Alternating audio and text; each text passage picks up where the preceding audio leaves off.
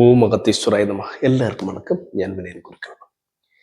ചില ജ്യോതിഷം കൈകാര്യം ചെയ്യണവർ എന്നോട് ചോദിച്ചാണ്, ഗുരുക്കളെ, സാധാരണ രീതിയിൽ ചില കസ്റ്റമേഴ്സ് വരുമ്പോൾ നമ്മൾ എന്തൊക്കെ പറഞ്ഞാലും ഇവര് ഒരു ആർഗ്യുമെന്റ് വെക്കും.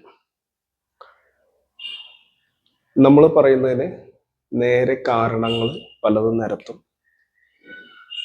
എന്തൊക്കെ പറഞ്ഞ ഇവരെ തൃപ്തിപ്പെടുത്താൻ പറ്റുന്നില്ല. ചില സമയത്ത് എല്ലാം പറഞ്ഞതിന് ശേഷം അവരൊരു നെഗറ്റീവ് കമന്റ് പറഞ്ഞിട്ട് പോകും. കാര്യമൊക്കെ ശരി, പക്ഷെ നിങ്ങൾ പറഞ്ഞതൊന്നും ശരിയായില്ല, ഞാൻ ഇത് പ്രതീക്ഷിച്ചല്ല നോക്കാൻ വന്നത്. ഇങ്ങനെയൊക്കെ ഉള്ളത് സംഭവിക്കും. ഇത് എങ്ങനെ നമുക്ക് അറിയാൻ പറ്റും ആരെങ്ങനെ പറയുന്നുള്ളത്? ജാതകം നോക്കാൻ വരികയാണെങ്കിൽ നമുക്കത് പറയാൻ പറ്റും. അതെങ്ങനെയും നോക്കാം. അതിനുമുമ്പ് ഫസ്റ്റ് ടൈമാണ് നിങ്ങൾ എൻ്റെ ചാനൽ കണ്ടെങ്കിൽ, ഈ ചാനലിൽ 350 പരം വീഡിയോസ് ഉണ്ട്. അതിൽ 100 പരം വീഡിയോസ് കേരള അസ്ട്രോളജിയിലെ അടിസ്ഥാന പ്രമാണങ്ങളെ കൊണ്ട്, ശ്ലോകങ്ങളെ കൊണ്ടുള്ള വീഡിയോകളായിരിക്കും. പിന്നെ ബാക്കിയുള്ള വീഡിയോകൾ തമിഴ് അസ്ട്രോളജിയിൽ പ്രധാനപ്പെട്ടിട്ടുള്ള പല ലൈനേജുകളിലുള്ള പല വിഷയങ്ങളും വളരെ പച്ചയായി തുറന്ന് നിങ്ങൾക്ക് പഠിക്കാൻ തക്കതായിട്ടാണ് ഞാൻ ഇടുന്നത്. പ്രത്യേകിച്ചും ജ്യോതിഷം കൈകാര്യം ചെയ്യുന്നവർക്കും ജ്യോതിഷത്തിൽ റിസർച്ച് മൈൻഡോടുകൂടി പഠിക്കുന്നവർക്കും ഒക്കെയാണ് ഈ വീഡിയോ കൂടുതൽ ഉപകാരപ്രദമാവുക. അപ്പോൾ സാധാരണക്കാർക്ക് മനസ്സിലാവുന്ന തരത്തിലായതുകൊണ്ട് ജ്യോതിഷം ഒട്ടും പഠിക്കാത്തവർക്ക് ഫീസ് കൊടുത്ത് പഠിക്കുന്നതിനേക്കാൾ കൂടുതൽ കാര്യങ്ങൾ തന്നെത്താനെ പഠിക്കാൻ ഈ ചാനലിലുണ്ട്. നിങ്ങളുടെ ഒരു 50% നിങ്ങളെ ജ്യോതിഷനാക്കാനുള്ള ചാനലിലുണ്ട്. ഓക്കെ, നമുക്ക് നേരെ വീഡിയോയിലേക്ക് പോകാം. ആരെങ്കിലും ഒന്ന് ജ്യോതിഷം നോക്കുന്ന സമയത്ത് ജാതകം ഉണ്ടെങ്കിൽ വളരെ സിമ്പിളായിട്ട് നിങ്ങൾക്ക് കാര്യം മനസ്സിലാക്കാം. എങ്ങനെയാന്ന് വെച്ചാൽ ആർഗ്യുമെന്റ് ചെയ്യാം.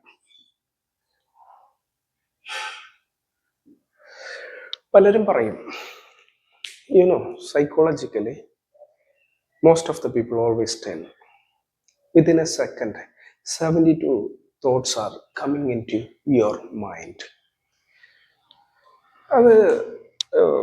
When I learned psychology,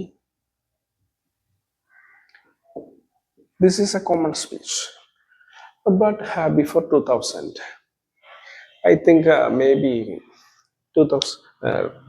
1997. At this time, my cousin brother had been learning psychology, that means parapsychology. He was a student of one of the famous parapsychologists in India. I don't like to tell his name. അപ്പോൾ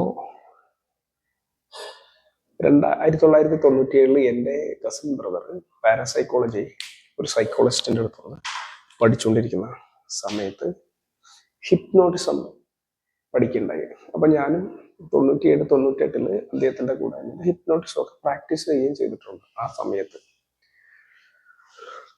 അപ്പൊ അദ്ദേഹം അന്ന് പറഞ്ഞാണ്, ഒരു മനുഷ്യന്റെ മനസ്സിൽ ഒരു സെക്കൻഡിൽ 72. Where did you get this 72? And when I learned Hora Shastra, at this time 1997-98, all these times I have been learning foundation astrology. Hora Shastra പഠിക്കാൻ എൻ്റെ സഹോദരൻ, അതായത് കസിൻ ബ്രദർ അന്ന് പഠിച്ചുകൊണ്ടിരിക്കുന്നുണ്ട് എൻ്റെ കൂടെ അല്ല, എൻ്റെ ആശാന്റെ കൂടെ. ഞങ്ങൾ ഒരുമിച്ചാണ് പോകുന്നത്. അപ്പോൾ ദിസ് ഹാസ് എ കോറിലേഷൻ. എന്തുകൊണ്ടാന്ന് പറഞ്ഞാൽ,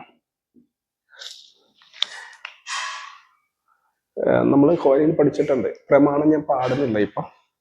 രാശിപ്രഭേദോ ഗ്രഹയോനിപതോ വിയോനി ജന്മോ നിശ്ചയകാല ജന്മോദ സത്യോത്മാരണം തഥായു ദശാവിഭാഗെ അഷ്ടവറ സ്വപ്ന എന്ന് പറഞ്ഞിട്ട് ഹോരശാസ്ത്രത്തിൽ അദ്ദേഹങ്ങളുടെ പേര് പറഞ്ഞത്. പിന്നെ പറയുന്നതാണ് ഗ്രഹയോഗങ്ങളെ പറ്റി.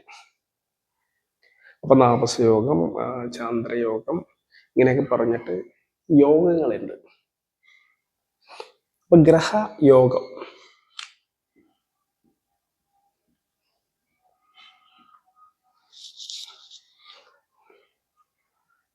അതില് മേജർ 72 ആണ്,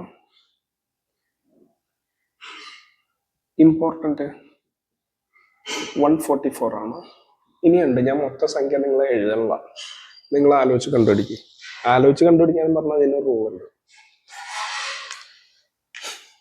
72 ഗ്രഹ യോഗങ്ങൾ വരാനുള്ള റൂള് നിങ്ങൾക്കറിയില്ലേ? ഞാൻ അടുത്തൊരു വീഡിയോയിൽ പറയാം. ഗ്രഹയോഗം എന്ന് പറഞ്ഞാൽ എന്താ? ഒരു ഗ്രഹം വേറൊരു ഗ്രഹമായിട്ട് ജോയിൻ ചെയ്ത് നിൽക്കുക. 2 തരത്തിൽ അതുണ്ട്. ഒന്ന് ഡയറക്റ്റ്, ഒന്ന് ഇൻഡയറക്റ്റ്. ഡയറക്റ്റ് എന്ന് പറഞ്ഞാൽ ഗ്രഹം വേറൊരു ഗ്രഹത്തിന്റെ കൂടെ നിൽക്കണം. ഇൻഡയറക്റ്റ് എന്ന് പറഞ്ഞാൽ പാർവൈ, നോട്ടം. അപ്പൊ ഡയറക്റ്റ് ആണ് ഏറ്റവും കൂടുതൽ പ്രശ്നം. Direct, indirect. ഡയറക്റ്റ് പ്രശ്നം എന്ന് പറയാൻ കാര്യം എന്താ? ഇപ്പൊ സൂര്യന്റെ കൂടെ ഒരു ഗ്രഹം നിൽക്കുകയാണ്, ശനി നിൽക്കുകയാണെങ്കിൽ ഇതൊരു പ്രശ്നമുണ്ട്.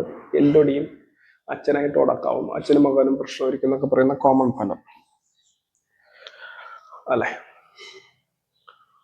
ഇത് കൂടെ ഇരിക്കുമ്പോഴാണ്, 2 ഗ്രഹം ഒരു രാശിയിൽ കൂടെ ഇരിക്കുമ്പോൾ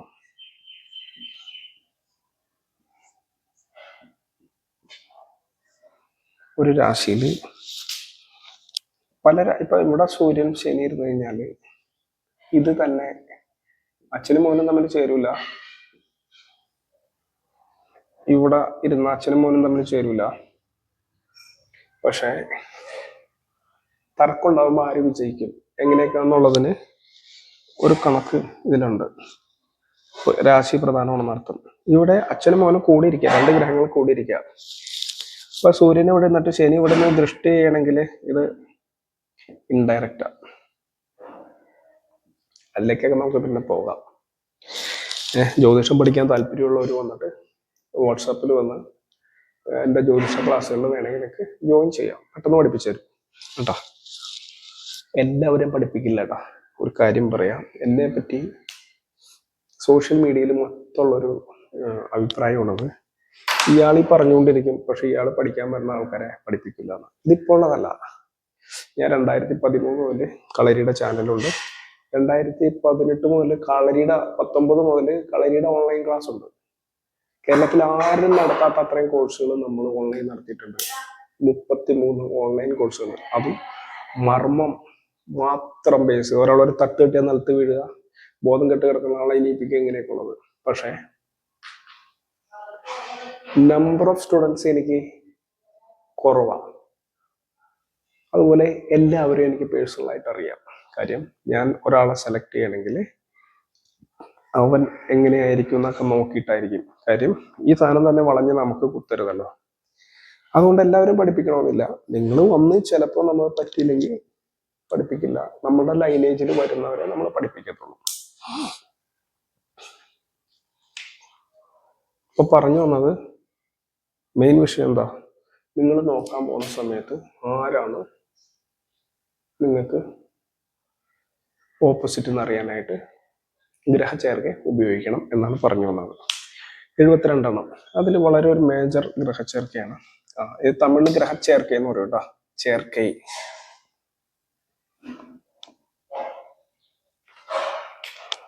ചന്ദ്രൻ, രാഹു. ജ്യോത്സ്യന്മാരാണ്, നിങ്ങൾ ശ്രദ്ധിച്ചോ. ചന്ദ്രൻ, രാഹു നിങ്ങൾ മൈന്യൂട്ടായിട്ട് വിട്ടുകളയുന്ന പോയിന്റ് ആയിരിക്കും.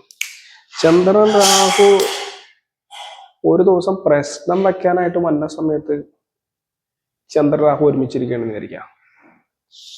അന്നും പ്രശ്നമായിരിക്കും നിങ്ങൾക്ക്. ഇവനെ പറഞ്ഞ് ലഗ്നം അവിടെ വന്നെന്ന് വിചാരിക്കാം. ചന്ദ്രൻ ഇങ്ങനെ റൊട്ടേറ്റ് ചെയ്തുകൊണ്ടിരിക്കുമല്ലോ ഓരോ ദിവസം. ഞാൻ പറഞ്ഞുതരാം, അത് പ്രശ്നം വെക്കാൻ വന്നു. ഇതൊക്കെ നമ്മൾ പണ്ടേ പോലെ നോട്ട് ചെയ്തിട്ടുള്ള പോയിന്റ് ആണ് കേട്ടോ. ഇപ്പൊ രാഹു ഇവിടെ ഇരിക്കണ, കേതു ഇവിടെ ഇരിക്കുന്ന, ശുക്രൻ,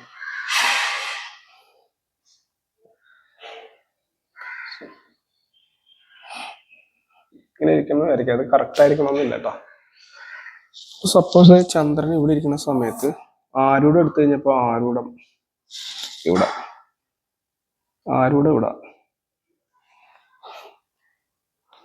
ഉദയം ലഗ്നം എടുക്കുന്നില്ല, ആരൂടെ ഇവിടെ. എന്താണ് പ്രശ്നമെങ്കിൽ ആരൂടെ ഇവിടെ വന്നു കഴിഞ്ഞാല് ഇവൻ ആർഗ്യൂ ചെയ്യുന്നുണ്ടിരിക്കും. നിങ്ങൾ നോക്കിക്കോ. ചന്ദ്രൻ, രാഹു ഒരുമിച്ച് വന്നാൽ ജാതകത്തില് ഇത് തന്നെ വിഷയം. ഒരാളുടെ ജാതകത്തിൽ ചന്ദ്രൻ രാഹു ഒരുമിച്ച് വന്നാൽ എത്രാം ഭാവത്തിലിരിക്കുന്നോ ആ ഭാവ സംബന്ധമായിട്ട് ഇവൻ ആർഗ്യുമെന്റ് കൂടുതലായിരിക്കും. ഒന്നും വേണ്ട, എവിടെ ഇരുന്നാലും ഇവർ ആർഗ്യൂ ചെയ്തിരിക്കും. കാര്യം എന്താ? ചന്ദ്രൻ മൈൻഡ്, മനസ്സാണ്. മനസ്സാണ്, മാതാവാണ്. കുറെ കാലത്ത് ഞാൻ തന്നെ പഠിപ്പിച്ചു തന്നിട്ടില്ലേ? ഹോട്ടല്, റെസ്റ്റോറൻറ്റ്, ട്രാൻസ്പോർട്ടേഷൻ, ലോജിസ്റ്റിക്സ്, ചീഞ്ഞു പോകുന്ന സാധനങ്ങൾ, ചില തരത്തിലുള്ള ഇലക്ട്രോണിക്സ് മീഡിയ, ചിലത് മാത്രം. ഈ കാര്യങ്ങളൊക്കെ ഇവർക്ക് ഇലക്ട്രിക്കൽ ഇലക്ട്രോണിക്സ് ഫീൽഡിൽ ഇവർക്ക് ജോബ് ചിലപ്പോൾ ഉണ്ടാവും. വാട്ടർ അതോറിറ്റി PWയിൽ ജോലി ഉണ്ടാവും, KSEBിൽ ജോലി ഉണ്ടാവും. പക്ഷെ പറഞ്ഞിട്ട് കാര്യമില്ല, ഇവൻ വന്ന് ഇനി തർക്കിച്ചുകൊണ്ടിരിക്കും. കാരണം ഇത് മൈൻഡിൽ നിന്ന് എടുത്തു കഴിഞ്ഞാൽ രാഹു തർക്കം, വിവാദം, വാദപ്രതിവാദം.